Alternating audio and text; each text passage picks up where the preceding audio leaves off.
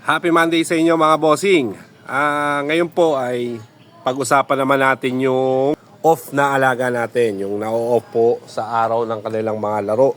Yung ating mga manok. Bali mga bossing ay kadalasan po minsan ay nangyayari po sa atin yan. Yung sa araw ng kanilang mga laro ay na-off po ang ating mga alaga. Katulad na lang din po sa nangyari dun sa aking kaibigan kahapon ay nasa ruweda na po siya ay biglang nangangayaw daw po. Isa pong sign yun na yung ating alaga ay stress. Bali, ang tinatawag po natin doon ay na-off po yung ating mga alaga.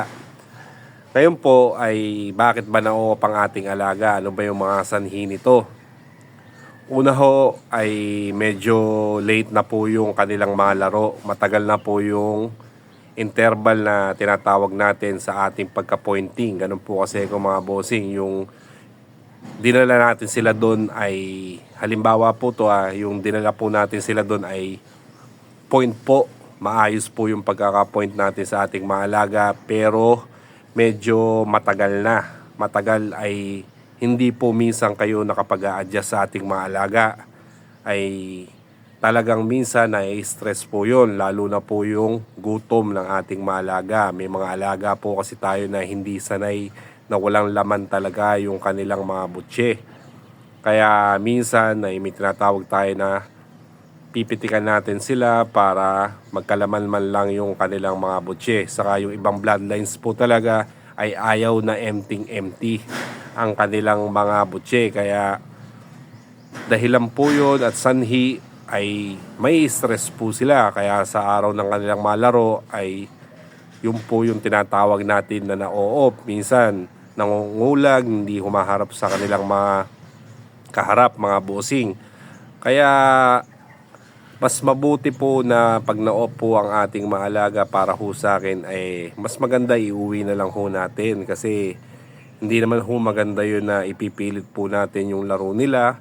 Ay nako, baka mamulot lang po kayo mga bossing. Kaya yung pag-off po ng ating maalaga ay hindi maganda pag ipilit pa natin sila na ilaro.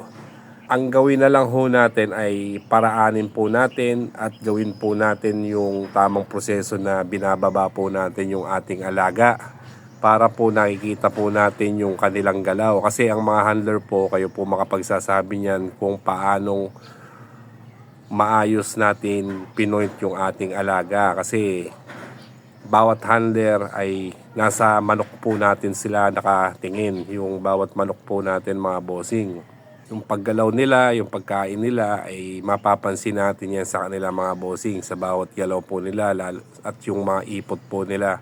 Kaya para ho sa akin, pag na-off po yung ating mga alaga, wag po kayong sabihin yung tatamarin pa kayo, iuwi nyo po ulit. Okay lang ho yun mga bossing. Marami naman pagkakataon pa na baka manghinaya kayo na sayang yung preparasyon nyo, pero okay lang yun mga bossing. Kasi pag yung nasa actual na katulad kahapon sa nangyari sa kaibigan ko na nasa ruweda na sila, ay talagang yung kanilang manok ay off na off mga bossing. Kaya huwag kayong manghihinayang sa preparation na matagal.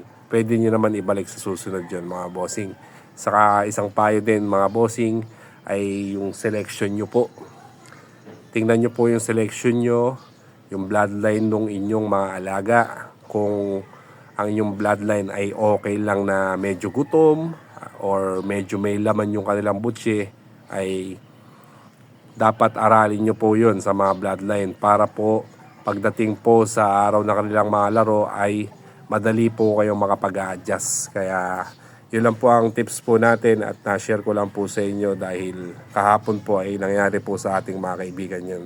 Kaya maraming salamat po. Thank you po. God bless.